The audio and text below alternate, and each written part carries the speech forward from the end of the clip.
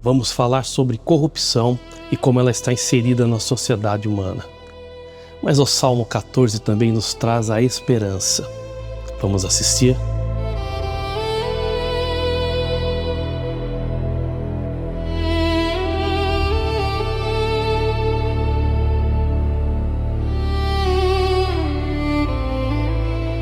Davi estava sentado no pórtico do palácio, observando o movimento da cidade. Havia acabado de receber relatórios de todo o reino, e todos contavam a mesma história perturbadora. A corrupção havia se espalhado como doença. A injustiça era praticada abertamente. As pessoas viviam como se não houvesse prestação de contas a ninguém. Um dos conselheiros se aproximou. "Meu senhor, precisamos de mais leis, mais guardas, mais punições. O povo está sem controle." Mas Davi balançou a cabeça lentamente. Não é questão de leis, é algo mais profundo. Ele lembrou-se de uma conversa que ouvira mais cedo naquele dia. Um grupo de homens ricos, planejando como explorar trabalhadores, rir enquanto discutiam como fraudar viúvas de suas propriedades. E quando alguém mencionou que Deus os julgaria, eles riram ainda mais alto. "Deus?", disse um deles com desdém. "Mesmo que exista, não se importa com essas coisas pequenas. Faz o que quiseres." Davi sussurrou para si mesmo as palavras que se tornariam este salmo. O insensato diz no seu coração: "Não há Deus."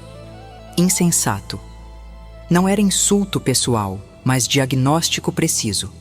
Porque a palavra hebraica Nabal não significa alguém com baixo QI intelectual, mas alguém que é moralmente obtuso, espiritualmente cego, praticamente tolo. E note, o insensato diz isso no seu coração, não necessariamente em voz alta. Muitos dos que Davi observava até iam ao templo, faziam ofertas, pronunciavam orações. Mas em seus corações, onde as decisões reais são tomadas, onde a vida real é vivida, eles operavam como se Deus não existisse. Não era ateísmo intelectual, era ateísmo prático. Talvez Deus exista, pensavam, mas não aqui, não agora, não observando o que eu faço. E o resultado desse ateísmo prático? Os homens corromperam-se, praticaram ações abomináveis. Não há quem faça o bem. Davi não estava exagerando. Havia olhado cuidadosamente, buscado diligentemente por pessoas íntegras, e o que encontrou foi devastador. Uma sociedade que havia perdido sua bússola moral porque havia perdido sua âncora espiritual. Quando você remove Deus da equação, quando vive como se não houvesse juiz, quando opera sob a premissa de que esta vida é tudo que existe, por que não enganar se isso te beneficia? Por que não oprimir se você tem poder?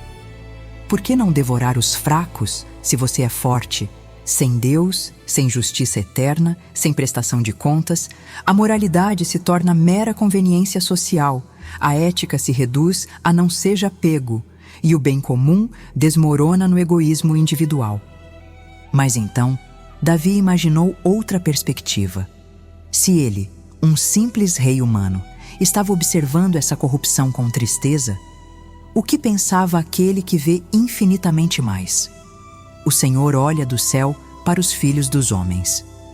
Davi visualizou Deus debruçado do céu, observando a terra. Não com indiferença, não casualmente, mas com atenção intensa, procurando, buscando, examinando, para ver se há quem entenda e busque a Deus. Deus não estava procurando perfeição. Estava procurando compreensão. Alguém que entendesse, que captasse a realidade maior, que percebesse que existe mais do que o que os olhos veem. E alguém que buscasse, que ativamente procurasse por Deus, que desejasse conhecê-lo, que orientasse sua vida em direção a Ele. Essa era a busca divina. Não por santos sem falhas, mas por corações sinceros. Não por pessoas que nunca erram, mas por pessoas que reconhecem que precisam de algo além de si mesmas. E o resultado dessa busca divina? Todos a uma se extraviaram, se perverteram. O veredito era universal. Não alguns, não muitos, todos. A humanidade, em sua totalidade, havia se desviado do caminho, havia se tornado azeda, corrompida. Não há quem faça o bem, não há nem sequer um. Era devastador. Deus havia procurado por toda a terra e não encontrou nem mesmo uma pessoa completamente justa por mérito próprio. Nenhuma que buscasse a Deus perfeitamente. Nenhuma que entendesse completamente. Davi sentiu o peso dessa realidade.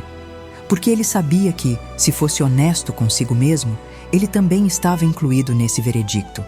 Ele também havia se extraviado. Ele também havia falhado. Ele também precisava de misericórdia. Mas então Davi pensou naqueles que ele havia visto. Os opressores, aqueles que devoravam o povo de Deus como quem come pão. E uma pergunta ardente surgiu. Não se emendarão todos os que praticam a iniquidade? Eles não aprenderão? Não entenderão? Continuarão para sempre devorando os pobres, oprimindo os fracos, vivendo como se não houvesse consequências? Os que devoram o meu povo, como quem come pão, não invocaram o Senhor. Que imagem! Comer pão, algo casual, diário, feito sem pensar. Assim era como os opressores tratavam o povo de Deus. Devoravam vidas humanas com a mesma naturalidade com que comiam uma refeição. Destruíam famílias sem segundo pensamento. Arruinavam pessoas como quem mastiga pão. E nunca, nem uma vez, invocaram o Senhor. Nunca se voltaram para Deus. Nunca buscaram sua face. Nunca pediram perdão. Viviam em completo ateísmo prático. Mas então Davi viu profeticamente o que viria. Tempo virá em que tremerão de temor.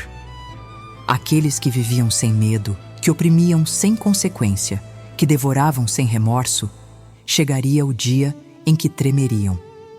Não um nervosismo leve, mas pavor, terror absoluto quando finalmente se deparassem com a realidade que negaram por tanto tempo, porque Deus está com a estirpe dos justos.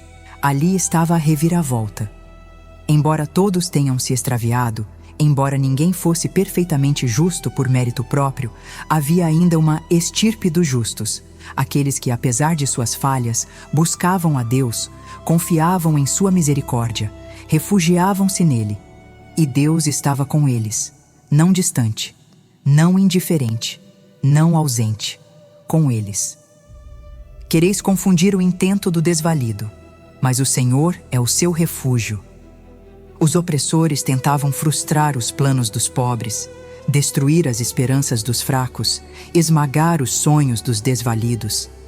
Mas havia um refúgio que não podia ser violado, uma proteção que não podia ser quebrada. E com essa certeza, algo brotou do coração de Davi. Não resignação, não desespero diante da corrupção universal, mas esperança.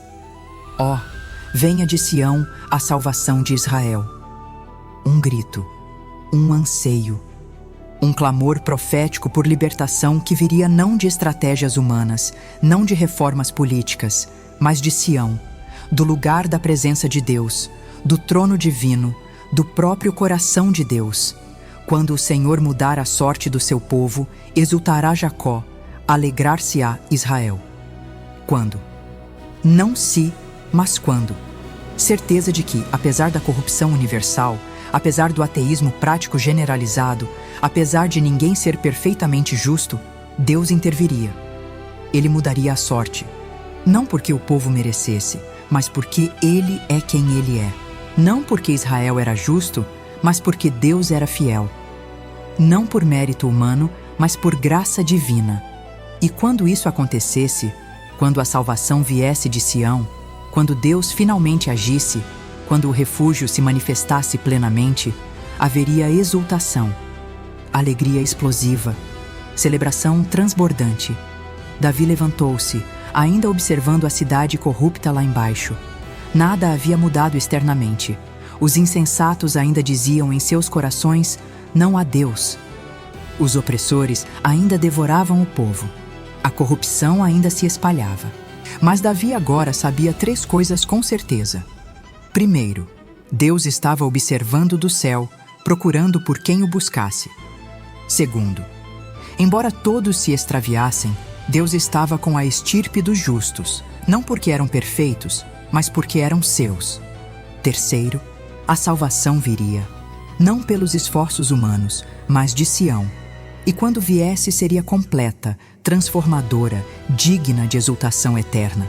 Você reconhece o mundo que Davi descreve? Onde o ateísmo prático reina, pessoas que talvez acreditem teoricamente em Deus, mas vivem como se ele não existisse? O Salmo 14 não é principalmente sobre ateísmo intelectual, mas sobre ateísmo funcional.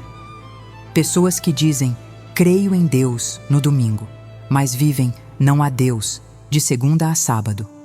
Que professam fé em público, mas praticam autonomia moral em particular. E o resultado? Corrupção generalizada. Porque quando você remove a âncora transcendente, quando elimina a prestação de contas eterna, quando vive como se esta vida fosse tudo, por que não fazer o que der vantagem? Mas o Salmo também revela algo profundamente esperançoso.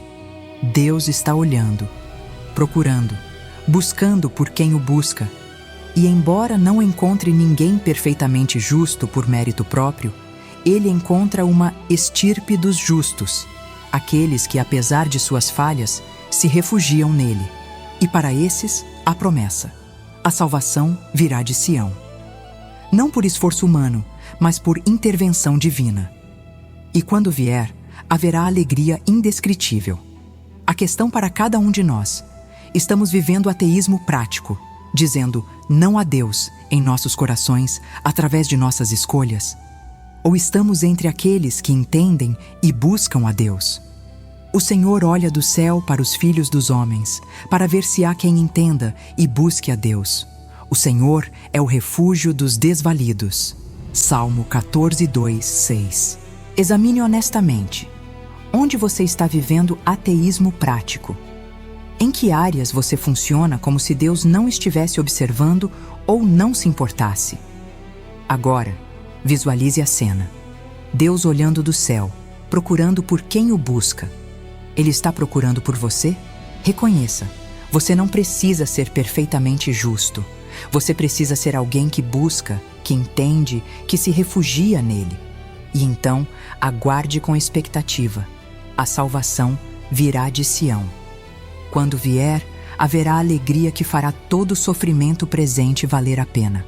Você está entre a estirpe dos justos, não pelos seus méritos, mas pelo seu refúgio? Deus está olhando, e Ele é o refúgio dos que o buscam.